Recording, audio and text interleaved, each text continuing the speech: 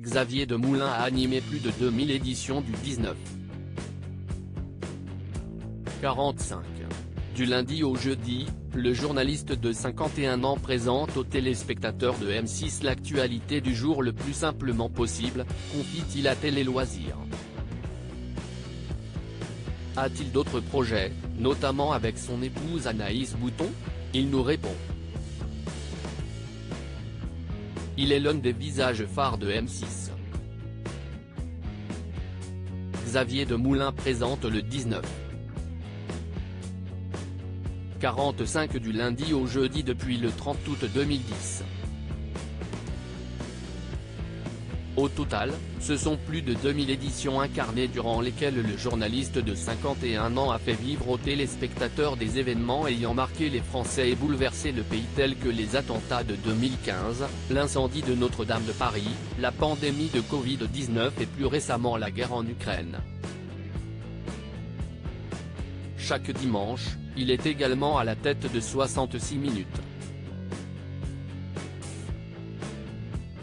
Son style, ses fiertés et ses projets sont au cœur d'un long entretien qu'il nous a accordé, à retrouver dans Télé Loisirs dès ce lundi 27 février.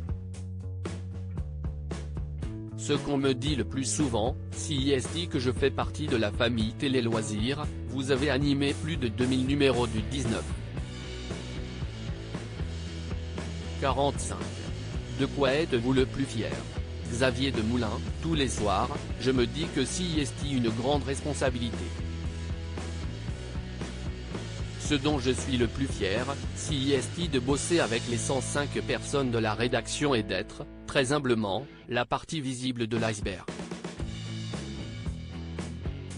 Le JT, si toutes ces personnes qui se défoncent pour gravir cette montagne de l'information dans un monde de plus en plus particulier, voire anxiogène. On imagine qu'il y a eu quelques brouillons depuis votre arrivée en 2010. Surtout au début. Élise Lucet m'a dit qu'il fallait 10 ans pour faire un bon présentateur de JT. Je pense qu'elle a raison. Je mesure le rapport que j'ai construit avec les gens grâce à mes livres, lorsque je sillonne la France dans les salons. Les gens me disent « Xavier, comment ça va ? Les enfants se sont intéressés à la lecture grâce à vous. » J'ai grandi avec le 19.45.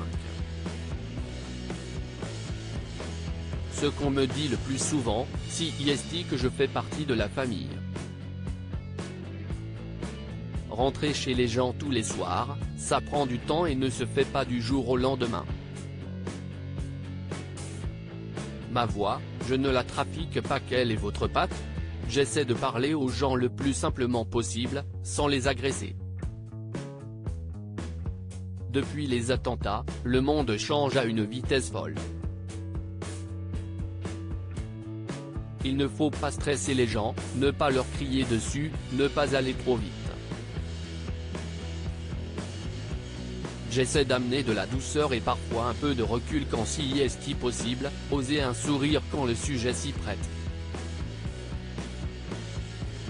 Cela passe aussi par votre voix. Y prêtez-vous une attention particulière? Absolument pas. J'ai toujours eu cette voix assez grave. Quand je pars à la rencontre des gens, on me reconnaît à la voix. Je sais que si est un instrument avec lequel on peut faire passer beaucoup. Philippe Gildas, qui m'a appris quelques codes, il a débuté sur Canal+ à la fin des années 90, note de la rédaction, m'a dit que ça ne servait à rien d'essayer de passer pour un autre car les gens le voient. Donc, si est ma voix, et je ne la trafique pas.